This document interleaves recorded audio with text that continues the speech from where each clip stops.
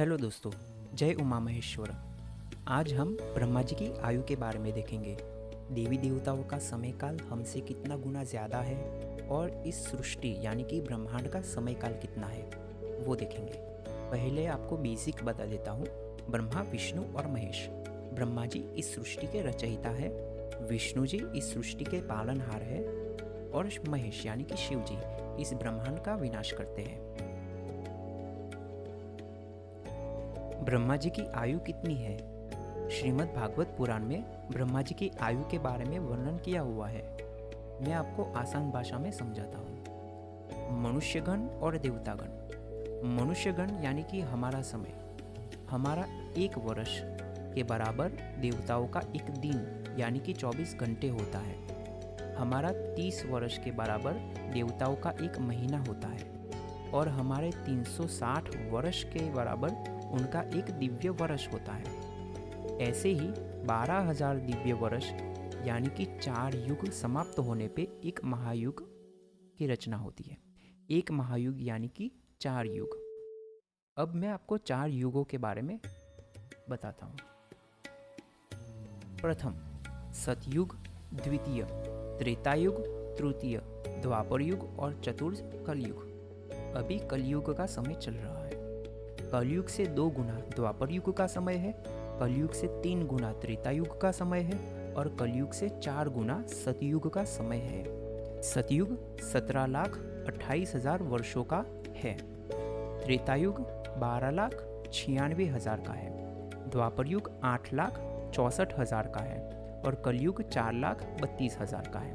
ऐसे 4 युगों से मिलाकर एक महायुग बनता है। एक महायुग का समय 43,20,000 है। सतयुग, त्रेतायुग, द्वापर युग और कलयुग यानी कि 4 युगों का कुल महायुग बनता है।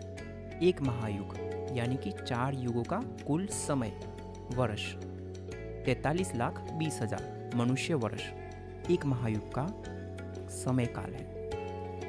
एक महायुग। वैसे ही 71 महायुग होते हैं। 71 महायुगों को एक मनवंतर कहा गया है।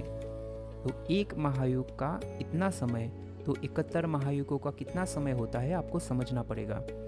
30,67,20,000 ये एक मनवंतर है। वैसे ही 14 मनवंतर होते हैं। 14 मनवंतर। एक मनवंतर 71 महायुगों से बनता है। एक महायुग 4 युगों से बनता है।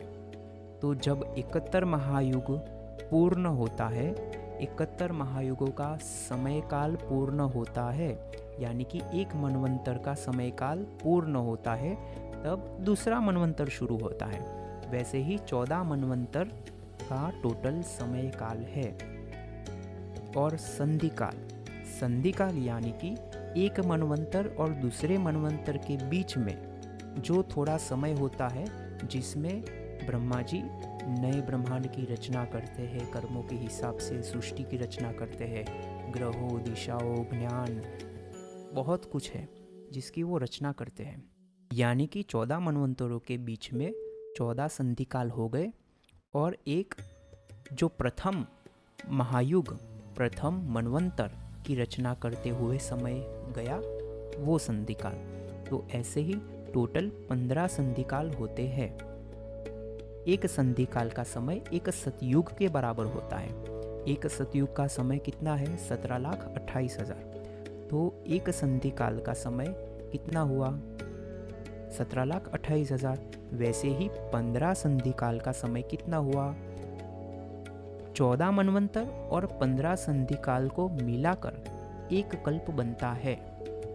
और ये जो एक कल्प है उसे ही ब्रह्मा जी का एक दिन कहा गया है। एक दिन यानी कि सिर्फ 12 घंटे और इतना ही समय रात्रि काल का होता है। रात्रि काल में भी 12 घंटे। तो एक कल्प यानी कि ब्रह्मा जी का एक दिन। अब आगे देखेंगे।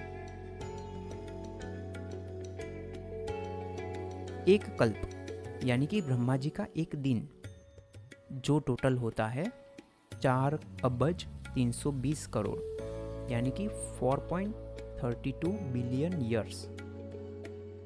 और the length of the night is the same, यानी कि एक दिन और एक रात्रि, तो टोटल हुआ 8.64 बिलियन ईयर्स। तो इतना समय ब्रह्मा जी के एक दिन यानी कि 24 आवर्स का होता है। 24 आवर्स। ब्रह्मा जी का एक वर्ष 360 दिन का होता है, यानी कि एक दिन का जो समय काल है वो हमने देखा, तो वैसे ही 360 दिन। और ब्रह्मा जी की आयु 100 वर्ष की होती है, 100 ब्रह्म वर्ष, तो वैसे ही उनकी आयु। तो टोटल ब्रह्मा जी का जो समय काल है वो 100 ब्रह्म वर्ष का होता है, या ब्रह्मा जी की आयुष्य 100 ब्रह्म वर्ष की होती है, 100 ब्रह्म वर्ष। तो टोटल ब्रह्मा जी की आयु पूर्ण होने पर वो पुनः श्री नारायण भगवान के अंदर समा जाते हैं। यानी कि जब श्रीमन नारायण एक बार श्वास लेते हैं तब ब्रह्मा जी पुनः उनके अंदर समाहित हो जाते हैं, और जब उच्छ्वास करते हैं तब फिर से ब्रह्मा जी का उद्भव होता है, ब्रह्मा जी फिर से जन्म लेते हैं। Thank you for watching.